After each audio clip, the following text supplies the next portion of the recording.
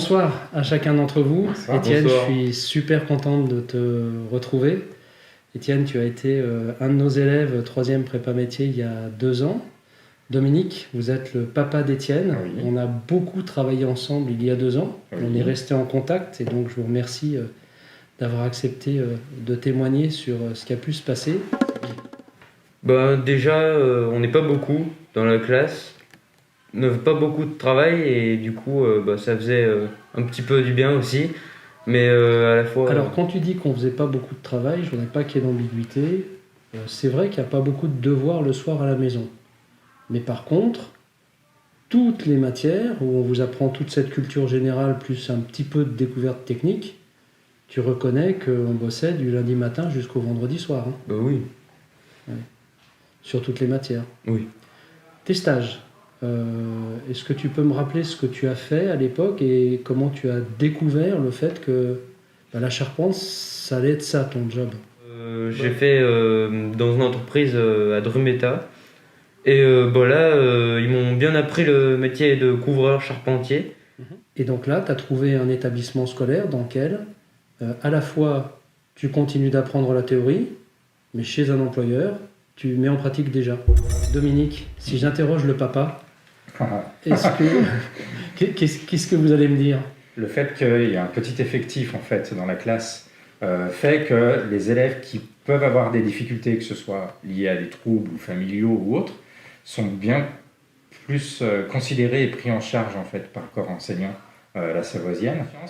C'est un tremplin qui va les aider du coup à se dire en fait je peux y arriver en fait. Donc je l'ai vu grandir parce qu'il est grand comme moi mais avant il n'était pas grand comme ça. Et on a vécu des difficultés avec Étienne qui sont gommées depuis la 3e, mais qu'on a l'esprit beaucoup plus tranquille et on est plus serein parce qu'il y a eu cette prise de conscience et cette prise de confiance en fait, et ça date de la Savoisienne. Donc du coup... Donc du coup, c'est tout bénef. Mm.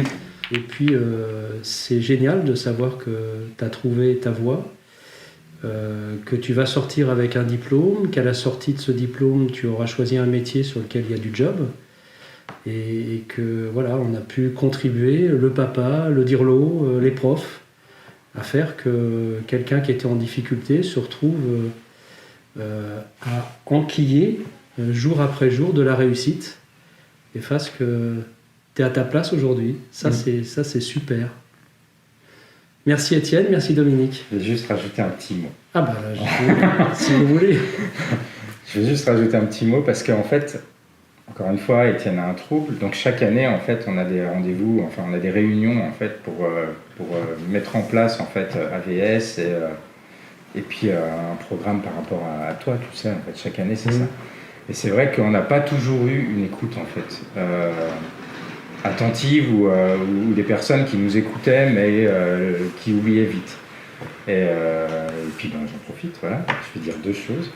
Une, que vous, Monsieur Pierdet, en fait, quand on faisait ces réunions, vous étiez à l'écoute et vous avez bien ciblé et bien compris les choses, en tout cas Étienne, et je pense que ça a joué énormément. Donc j'en profite, je vous remercie pour ça, clairement. Et puis, je lui dis peut-être pas assez, mais il le sait, je suis très fier de ce que Étienne est devenu grâce à ça aussi, parce qu'il a vraiment choisi son métier, c'est un bosseur, et voilà, je suis fier de mon fils et je suis content du travail que vous avez fait. Voilà. Je suis touché, mais on ne pouvait pas rêver une meilleure bouquet finale. Donc c'est top. On met fin à l'échange et continue bien Étienne, poursuis. Merci. Poursuis. À bientôt. À bientôt.